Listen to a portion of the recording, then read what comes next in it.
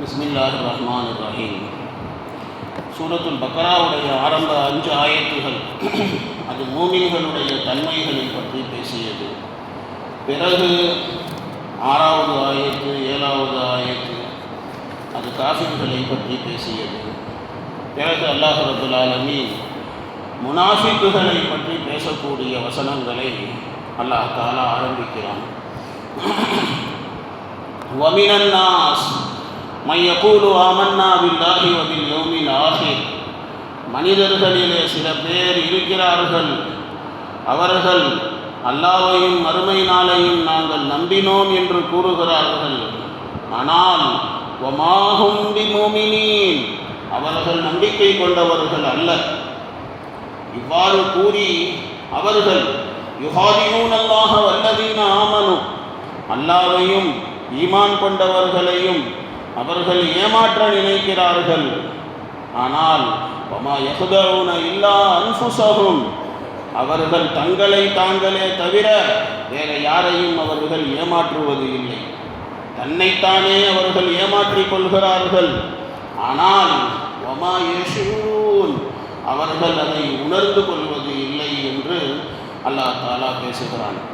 நயவஞ்சகத்தனத்தினுடைய ஆரம்பம், அதனுடைய வகைகள் இந்த இடத்துல உங்களுக்கு நான் சொல்லியே ஆக வேண்டும். அசல்ல பார்த்தீங்க அப்படின்னு சொன்னால், நயவஞ்சகத்தனம் என்று எதற்கு சொல்லப்படும் அப்படின்னா, நல்லதை வெளிப்படுத்தி தீயதை மறைப்பதற்கு சொல்லப்படும். நயவஞ்சகத்தனத்திலே 2 வகைகள் இருக்கிறது. ஒன்றாவது என்னன்னு பார்த்தீங்கன்னா கொள்கை ரீதியான நயவஞ்சகத்தனம். 2வது என்னன்னு பார்த்தீங்கன்னா செயல்பாடுகள் ரீதியான நயவஞ்சகத்தனம்.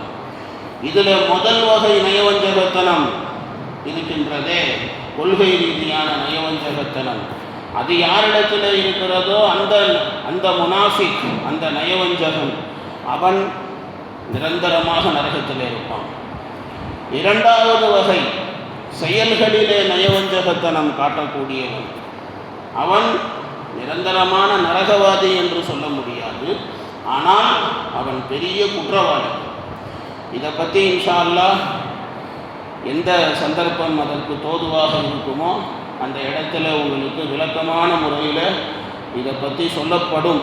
ஏனென்றால் சூரத்துல் பராத்து, சூரத்துல் நூறு, அது எல்லாம் நயவஞ்சகர்களை பற்றி பேசக்கூடிய சூறாக்கள் தான்.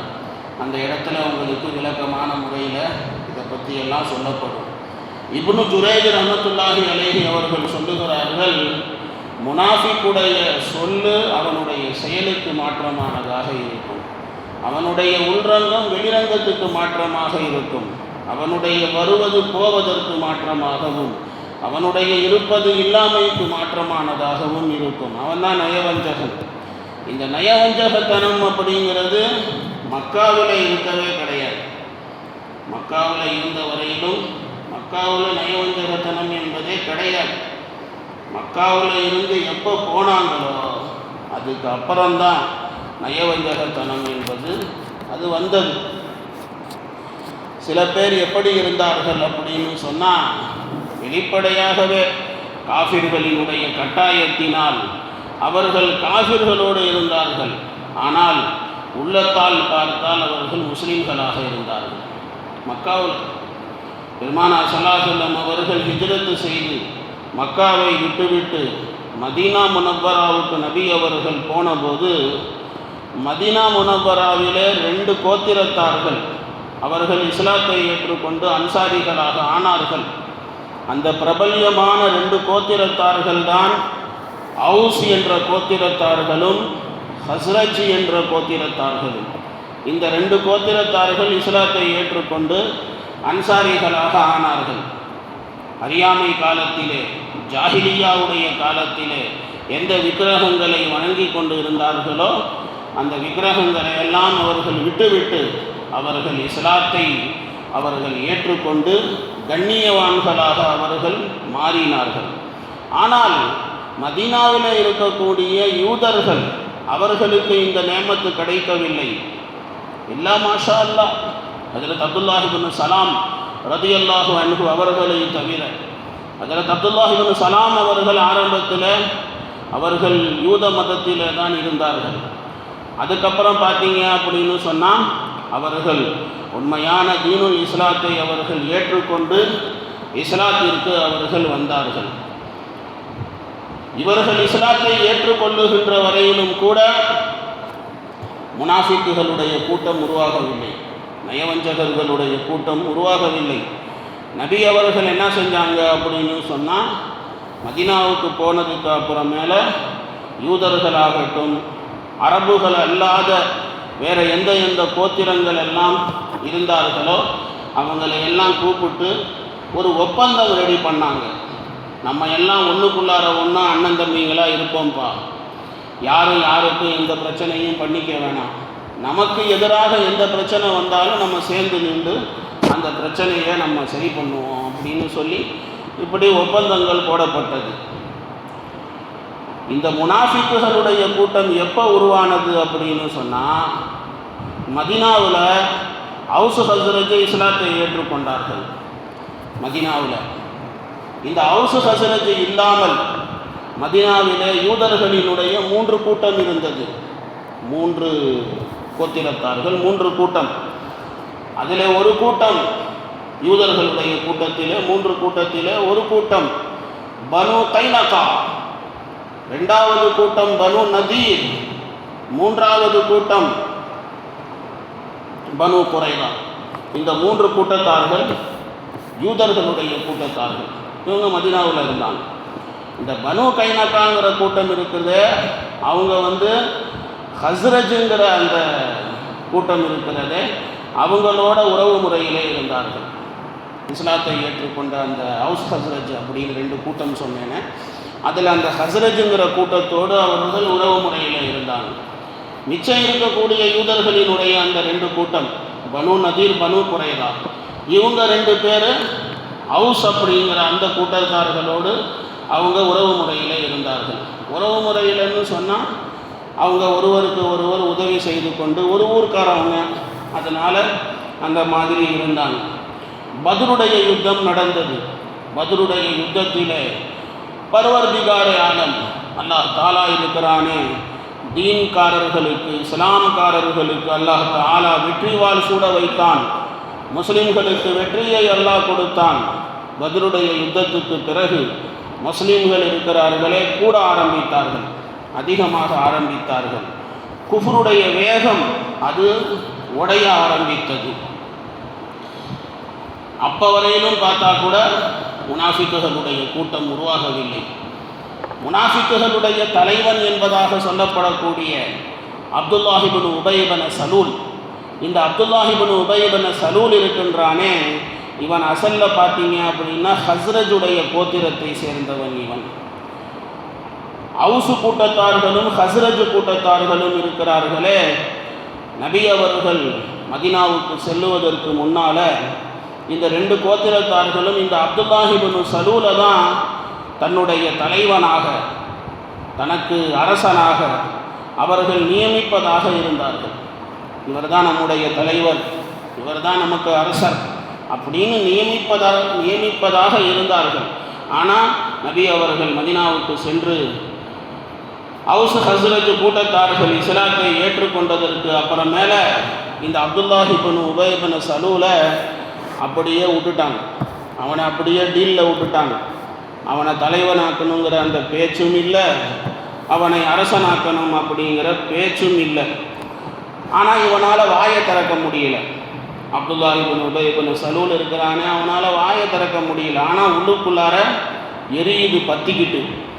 நான் தலைவனாகணும்னு இருந்தேன், ஆனால் நம்ம தலைவன் ஆகிறதை கெடுத்து விட்டாங்க அப்படின்னு சொல்லிட்டு அவனுக்கு உள்ளுக்குள்ளார எரியுது கடந்துக்கிட்டு. இன்னொரு பக்கம் பார்த்தால் இஸ்லாம் நாளுக்கு நாள் வளர்ந்து கொண்டே செல்லுகிறது. போர்கள் நடக்கும்போது போர்களிலே நிறைய வெற்றி இஸ்லாமியர்களுக்கு கிடைத்து கொண்டு இருந்தது. அப்போ பார்த்தான் அப்துல்லாஹ் இப்னு உபை இப்னு சலூல் பார்த்தான், இனிமேல் நம்ம வெளிரங்கமான முறையில் இவங்களோட நாம் சண்டை போட முடியாது, அதனால் இஸ்லாத்தை ஏற்றுக்கொள்வதாக ஒரு நாடகம் நடத்துவோம்.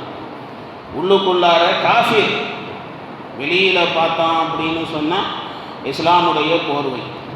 நான் இஸ்லாம் உள்ளவன் தான், நான் முஸ்லீம் தான் அப்படின்னு சொல்லிட்டு அவன் இந்த மாதிரி ஆக்டிங் கொடுத்துக்கிட்டு இருந்தான். அவன் மட்டுமல்ல, அப்துல்லாஹ் இப்னு உபய் இப்னு சலூலை தலைவனாக்க வேண்டும் அப்படின்னு சொல்லி யார் யாரெல்லாம் ரொம்ப வேகமாக சொல்லிக்கிட்டு இருந்தாங்களோ அவங்களையெல்லாம் பேசி அவங்களையும் இதே மாதிரி அவன் சொல்லி அவங்களும் இஸ்லாத்தை ஏற்றுக்கொண்ட மாதிரி நாடகம் நடத்தி இஸ்லாமுடைய போர்வையிலே காஃபிர்களாக அவர்கள் மாறினார்கள். யார் யாரெல்லாம் மதீனாவுக்கு பக்கத்தில் இந்த அப்துல்லாஹ் இப்னு உபய் இப்னு சலூலுக்கு சப்போர்ட்டாக இருந்தாங்களோ அவங்கெல்லாம் அந்த மாதிரி மாறினாங்க. ஆனால் மக்காவாசிகள், மக்காவினுடைய முஹாஜிர்கள், அவர்களிலே பஹம்தில்லா ஒரு முனாஃபிக்கு கூட கிடையாது. ஏனென்றால் அவர்கள் தங்களுடைய குடும்பத்தையும் தன்னுடைய சொத்து சுகங்களையும் எல்லாத்தையுமே அல்லாஹ்வுடைய பேரிலே குர்பான் செய்துவிட்டு வந்தவர்கள், தியாகம் செய்துவிட்டு வந்தவர்கள், அல்லாஹ்வுடைய ரசூலுக்கு பின்னாலேயே வந்தவர்கள். ரலியல்லாஹு அன்ஹும் வரதுவான். அவர்களில் யாரும் முனாஃபிக் கிடையாது. ஆனால் இந்த அப்துல்லாஹ் இப்னு உபய் இப்னு சலூலும் அவன் தான் தலைவன், முனாஃபிக்குகளுடைய தலைவன். அவனுக்கு சப்போர்ட்டாக இருந்தவங்க அவங்கெல்லாம் இஸ்லாத்தை ஏற்றுக்கொள்கிற மாதிரி நாடகம் நடத்தி பிறகு அவங்க முனாஃபிக்குகளாக அப்படியே இருந்தாங்க. அப்பையிலிருந்து தான் முனாஃபிக்குகளுடைய கூட்டம் உருவானது. முனாஃபிக்குகள் எப்போ உருவானாங்கன்னு கேட்டால் அதுக்கப்புறம்தான். ஏனென்றால் இஸ்லாத்தை ஆரம்பமாக ஏற்றுக்கொண்டவர்களிலே நயவஞ்சகர்கள் எல்லாம் கிடையாது, உண்மையான ஈமான்தாரிகள் தான்.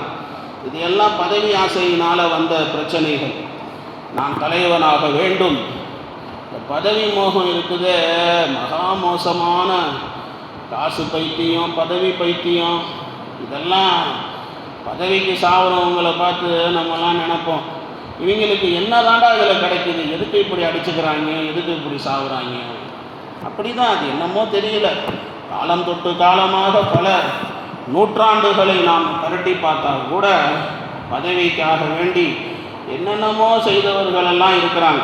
அந்த மாதிரி தான் இவன் அப்துல்லாஹ் இப்னு உபய் இப்னு சலூல் உண்மையான இஸ்லாமியனாக வாழ்ந்திருந்தால் அவனுக்கு பெரிய அந்தஸ்து கிடைத்திருக்கும். ஆனால் அவன் முனாஃபிக்காக அவன் வாழ்ந்தான்.